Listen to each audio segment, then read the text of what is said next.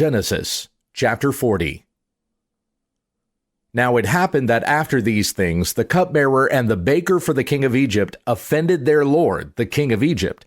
And Pharaoh was furious with his two officials, the chief cupbearer and the chief baker. So he put them in confinement in the house of the captain of the bodyguard in the jail, the same place where Joseph was imprisoned. And the captain of the bodyguard appointed Joseph as overseer over them, and he attended to them. And they were in confinement for some time. Then the cupbearer and the baker for the king of Egypt, who were confined in jail, both had a dream the same night, each man with his own dream, and each dream with its own interpretation. Now Joseph came to them in the morning and saw them, and behold, they were dejected. So he asked Pharaoh's officials, who were with him in confinement in his master's house, saying, "Why are your faces so sad today?" Then they said to him, "We have had a dream, and there is no one to interpret it." Then Joseph said to them, "Do not interpretations belong to God? Recount it to me, please." So the chief cupbearer recounted his dream to Joseph and said to him, "In my dream, behold, there was a vine in front of me, and on the vine were 3 branches. And as it was budding, its blossoms came out, and its clusters produced ripe grapes. Now Pharaoh's cup was in my hand, so I took the grapes and squeezed them into Pharaoh's cup, and I put the cup into Pharaoh's hand." Then Joseph said to him, "This is the interpretation of it. The 3 branches are 3 days. Within 3 more days, Pharaoh will lift up your head and restore you to your office, and you will put Pharaoh's cup into his hand, according to your former custom when you were his cupbearer. Only remember me when it goes well with you, and please show me loving kindness by remembering me to Pharaoh and getting me out of this house. For I was, in fact, stolen from the land of the Hebrews, and even here I have done nothing that they should have put me into the pit." And the chief baker saw that he had interpreted favorably, so he said to Joseph, "I also saw in my dream, and behold, there were 3 baskets of white bread on my head, and in the top basket there were some of all sorts of baked food for Pharaoh, and the birds were eating them out of the basket on my head." Then Joseph answered and said, "This is its interpretation. The 3 baskets are 3 days. Within 3 more days, Pharaoh will lift up your head off of you, and will hang you on a tree, and the birds will eat your flesh off of you." Thus it happened on the 3rd day, which was Pharaoh's birthday, that he made a feast for all his servants. And he lifted up the head of the chief cupbearer and the head of the chief baker among his servants. And he restored the chief cupbearer to his office, and he put the cup into Pharaoh's hand. But he hanged the chief baker, just as Joseph had interpreted to them. Yet the chief cupbearer did not remember Joseph, but forgot him. Genesis chapter 41. Now it happened at the end of 2 full years that Pharaoh had a dream, and behold, he was standing by the Nile. And behold, from the Nile there came up 7 cows, sleek and fat, and they grazed in the reeds. Then behold, 7 other cows came up after them from the Nile, ugly and thin, and they stood by the other cows on the bank of the Nile. And the ugly and thin cows ate up the 7 sleek and fat cows. Then Pharaoh awoke. He again fell asleep and dreamed a second time, and behold, 7 ears of grain came up on a single stalk, plump and good. And behold, 7 ears thin and scorched by the east wind sprouted up after them. And the thin ears swallowed up the 7 plump and full ears. Then Pharaoh awoke, and behold, it was a dream. Now it happened that in the morning his spirit was troubled, so he sent and called for all the magicians of Egypt and all its wise men. And Pharaoh recounted to them his dream, but there was no one who could interpret them to Pharaoh. Then the chief cupbearer spoke to Pharaoh, saying, "I would bring to remembrance today my own offenses. Pharaoh was furious with his servants, and he put me in confinement in the house of the captain of the bodyguard, both me and the chief baker. And we had a dream on the same night, he and I. Each of us dreamed according to the interpretation of his own dream.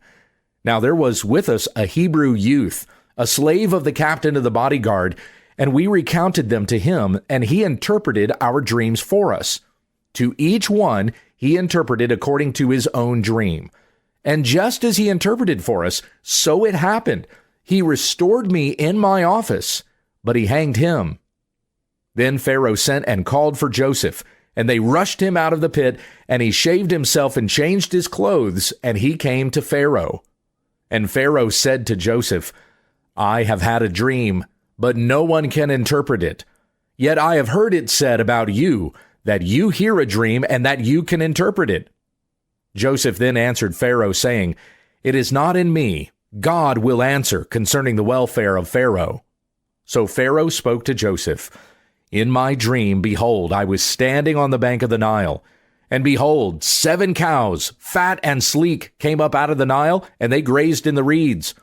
And behold, 7 other cows came up after them, poor and very ugly and lean, such as I had never seen in all the land of Egypt in regard to ugliness. And the lean and ugly cows ate up the first 7 fat cows, but they devoured them, and yet it could not be known that they had devoured them, for they were just as ugly as before. Then I awoke. Then I saw also in my dream, and behold, 7 ears, full and good, came up on a single stalk. And behold, 7 ears withered and thin, and scorched by the east wind sprouted up after them. And the thin ears swallowed the 7 good ears. So I told it to the magicians, but there was no one who could declare it to me." Then Joseph said to Pharaoh, "Pharaoh's dreams are one and the same. God has declared to Pharaoh what he is about to do. The 7 good cows are 7 years, and the 7 good ears are 7 years. The dreams are one and the same. And the 7 lean and ugly cows that came up after them are 7 years, and the 7 lean ears scorched by the east wind will be 7 years of famine. It is as I have spoken to Pharaoh. God has shown to Pharaoh what he is about to do. Behold, 7 years of great abundance are coming in all the land of Egypt, and after them 7 years of famine will arise, and all the abundance will be forgotten in the land of Egypt, and the famine will ravage the land, so that the abundance will be unknown in the land because of that subsequent famine, for it will be very heavy. Now, as for the repeating of the dream to Pharaoh twice, it means that the matter is confirmed by God, and God will quickly bring it about. So now let Pharaoh look for a man understanding and wise, and set him over the land of Egypt. Let Pharaoh take action and appoint overseers over the land, and let him exact 1/5 of the produce of the land of Egypt in the 7 years of abundance.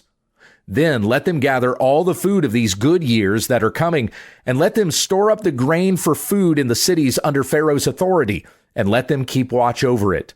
And let the food be appointed for the land for the 7 years of famine which will happen in the land of Egypt, so that the land will not be cut off during the famine."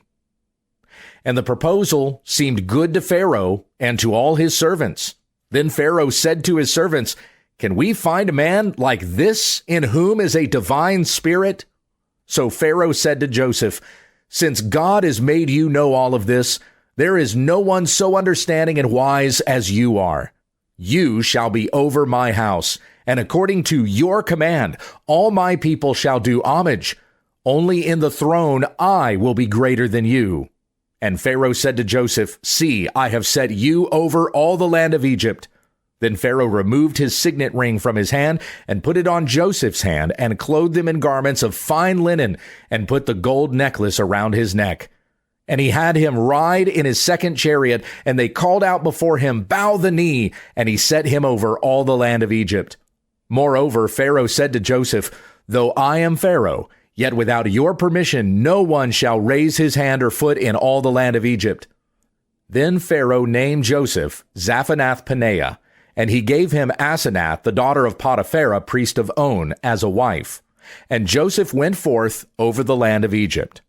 Now Joseph was 30 years old when he stood before Pharaoh, king of Egypt. And Joseph went out from the presence of Pharaoh and passed through all the land of Egypt. And during the 7 years of plenty, the land brought forth abundantly. So he gathered all the food of these 7 years which happened in the land of Egypt, and placed the food in the cities. He placed in every city the food from its own surrounding fields. Thus Joseph stored up grain in great abundance like the sand of the sea, until he stopped measuring it, for it was beyond measure. Now before the year of famine came, 2 sons were born to Joseph, whom Asenath, the daughter of Potiphera, priest of On, bore to him.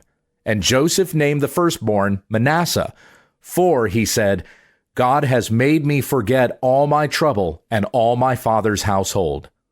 And he named the second Ephraim, for he said, God has made me fruitful in the land of my affliction. Then the 7 years of plenty which had been in the land of Egypt came to an end, and the 7 years of famine began to come, just as Joseph had said.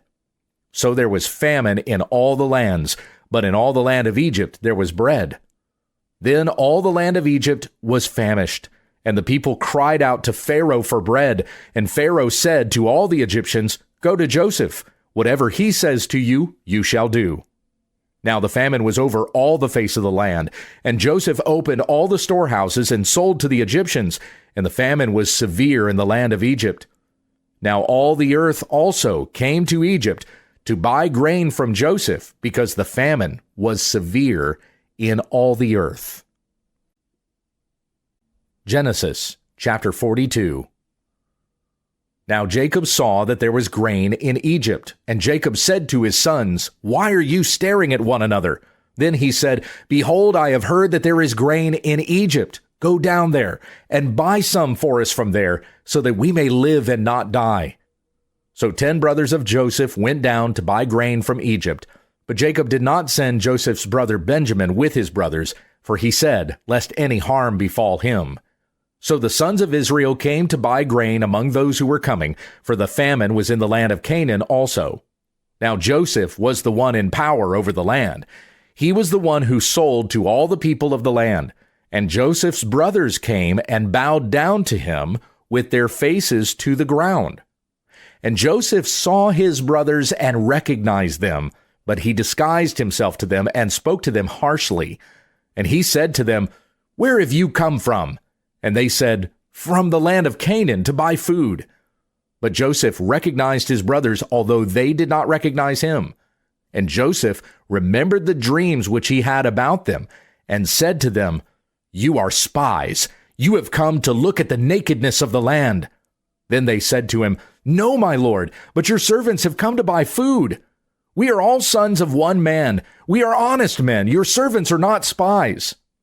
And he said to them, No, but you have come to look at the nakedness of our land. So they said, Your servants are 12 brothers in all, the sons of one man in the land of Canaan. And behold, the youngest is with our father today, and one is no more. And Joseph said to them, It is as I said to you, you are spies. By this you will be tested. By the life of Pharaoh, you shall not go from this place unless your youngest brother comes here. Send one of you, that he may get your brother while you remain confined, that your words may be tested, whether there is truth in you. But if not, by the life of Pharaoh, surely you are spies. Then he put them all together in prison for 3 days. And Joseph said to them on the 3rd day, Do this and live, for I fear God. If you are honest men, let one of your brothers be confined in your prison, but as for the rest of you, go, bring grain for the famine of your households, and bring your youngest brother to me, so your words may be proven true, and you will not die. And they did so. Then they said to one another, Surely we are guilty concerning our brother, because we saw the distress of his soul when he begged us, yet we would not listen. Therefore this distress has come upon us. And Reuben answered them, saying, Did I not tell you, saying, Do not sin against the boy? Yet you would not listen. So also his blood, behold, it is required of us.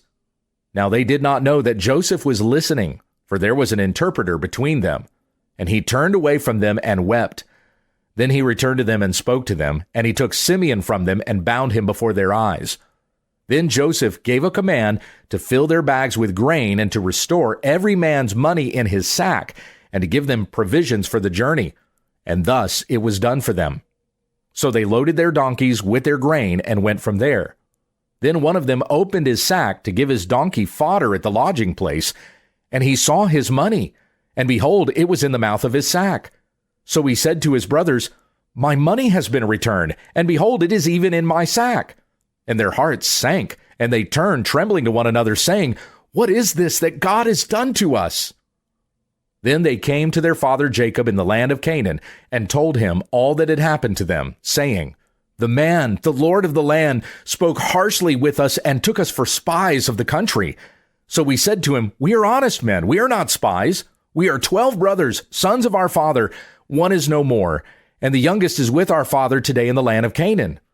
Then the man, the Lord of the land, said to us, 'By this I will know that you are honest men.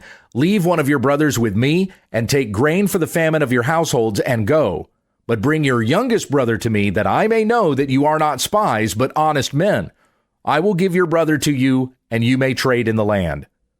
Now it happened that they were emptying their sacks, and behold, every man's bundle of money was in his sack. And they and their father saw their bundles of money, and they feared. And their father Jacob said to them, 'You have bereaved me of my children. Joseph is no more, and Simeon is no more, and you would take Benjamin? All these things are against me.' Then Reuben spoke to his father, saying, 'You may put my 2 sons to death if I do not bring him back to you. Put him in my hand, and I will return him to you.' But Jacob said, 'My son shall not go down with you, for his brother is dead, and he alone remains. If harm should befall him on the journey on which you are going, then you will bring my gray hair down to Sheol in sorrow.'